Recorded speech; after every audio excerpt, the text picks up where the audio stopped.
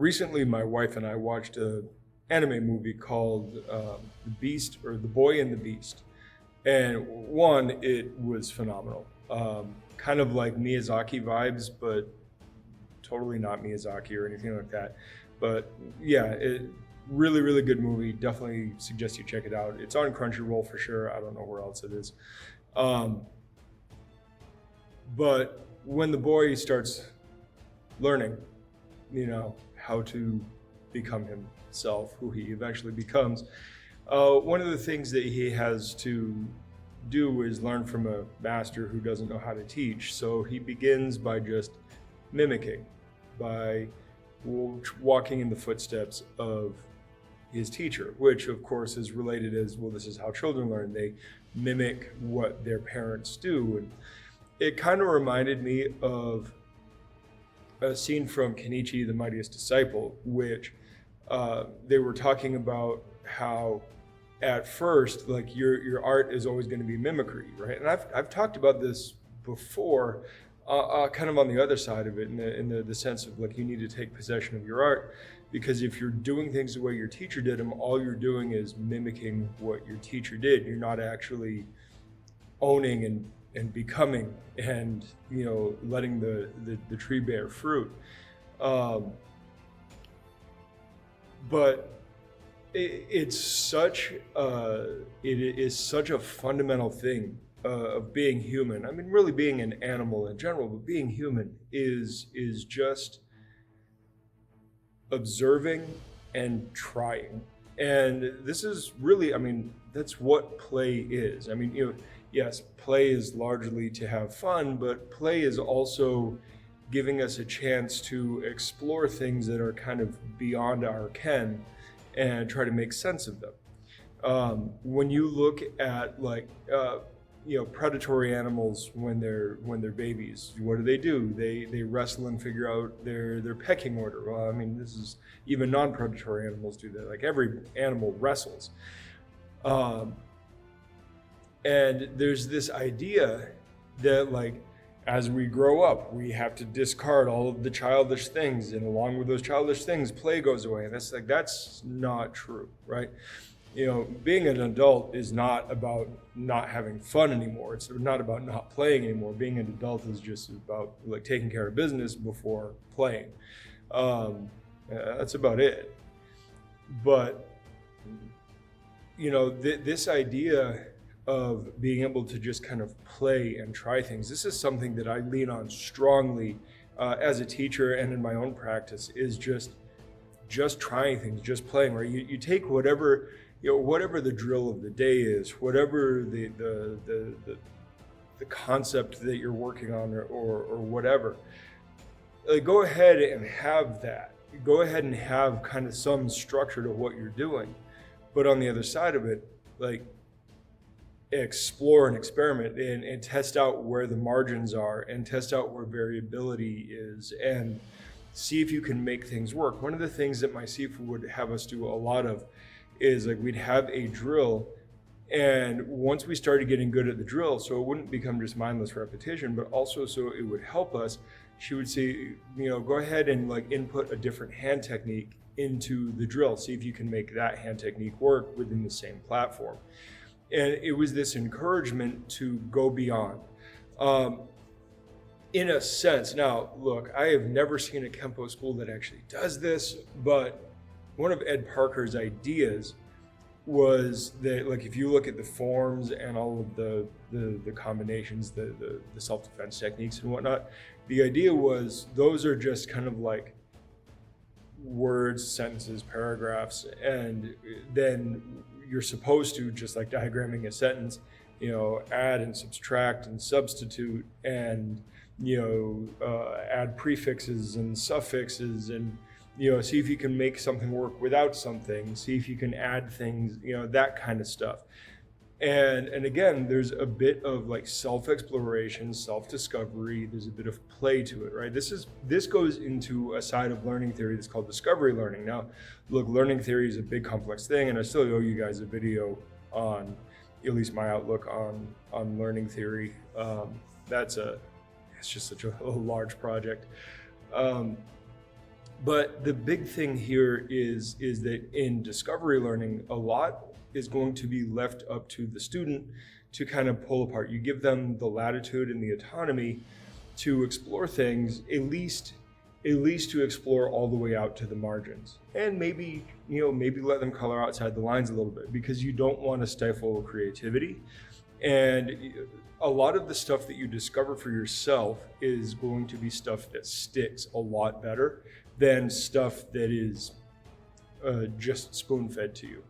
And that, that's like using Kempo as an example again. That's one of the major problems that I have with Kempo culture, is that it is just memorization and regurgitation. It's a lot like the U.S. school system. It's not supposed to be that way.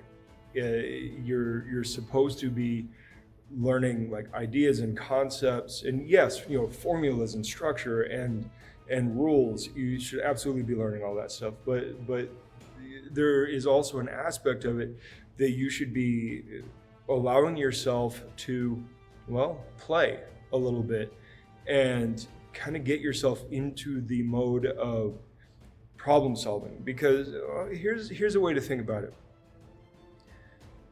If you're studying to be an engineer, and I'm not an engineer, not by a long shot, but if you're studying to be an engineer, you're going to learn all sorts of formulas. You're going to have all sorts of reference tables.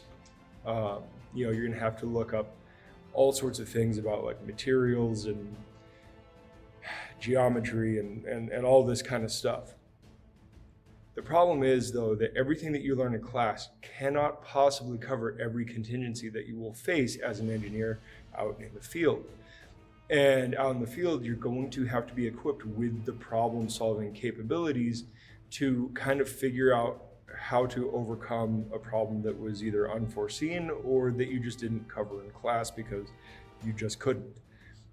And that is exactly the same thing with martial arts. It is impossible for us to cover every single scenario, every single contingency. This is one of the reasons why martial arts kind of specialize into a certain region, because they're just going, well, we're training you for this. Part of that is just natural human limitations, and part of that is also just the fact that there is too much. You would not be able to cover everything in a lifetime, at least not in rote order. But if you give people bigger broad stroke ideas and kind of formulas to follow, like algebraic formulas with, value variables and things like that, where they can input things in. And once they start understanding how those formulas work and what makes them go, they can start figuring out how those things kind of go. And that's why if you look at a lot of the way that we do things in Wing Chun and the way a lot of Chinese martial arts work, the way traditional Okinawan martial arts work, a lot of it is taking those forms and, it's the bunkai thing, right? Breaking down those formal things and trying to pull stuff out, tease stuff out. And I think that there is a lot of value in the forms being as abstract as they are, because it allows you to pull things out that possibly even the originator hadn't devised. But if you take, when you look at the way that we name our hand techniques, at least in Wing Chun, I can't speak for other arts, most of them are not describing a shape. They're not describing the specific hand technique that we're doing. They're describing more a concept or a principle. Now, some of them are directional. Some of them are going to have a little bit of a more specificity to them, but a lot of them are a little bit more general, and they're describing like a concept or a principle that can be applied outside of that specific hand shape. Why do we have those specific hand shapes? Well, one, probably because this was something that got used and was effective in the moment, and so we're going to do that and give it a name.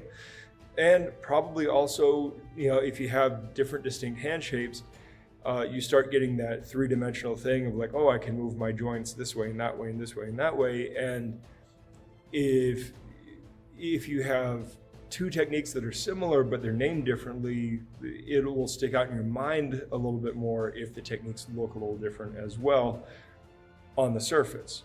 it's not it must look like this. It's more of a, here is an idea to go with.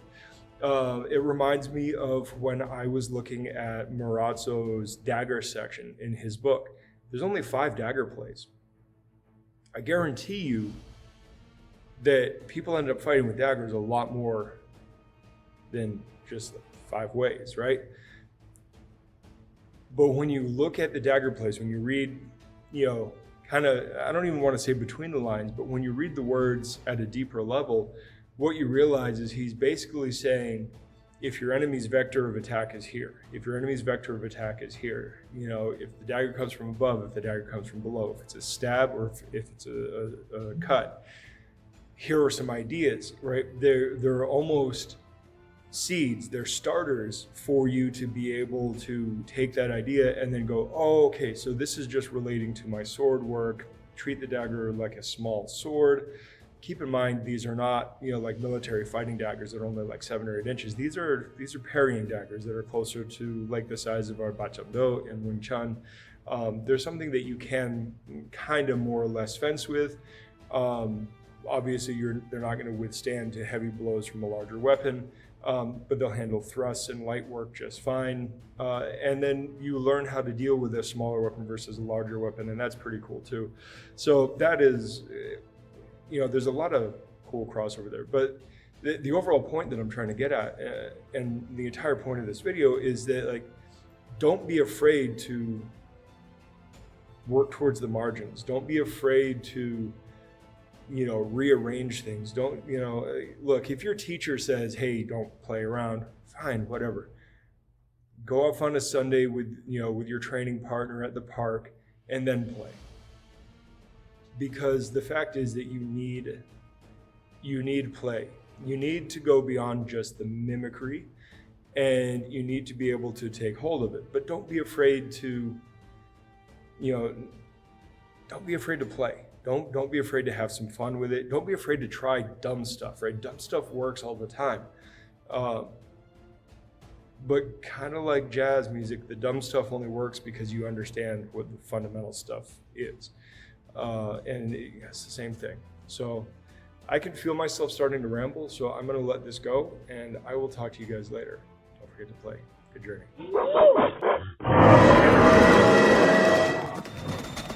Thanks for watching. Like, subscribe, share. Check us out on our other socials, and please head over to blacksunboxing.com to get a little more info, including how to contact us. Furthermore, if you are in the Phoenix area, please feel free to stop in, say hi, join in for a class, whatever. Also, if you ever see us cite sources or just for additional content, please check out our Substack. That is where we put all of the sources we use in our videos and is a major part of this. Plus, it serves as a membership platform for long distance learning and for people who would like to support us but aren't local. We would greatly appreciate it if you signed up. Even just the free membership helps us out a lot.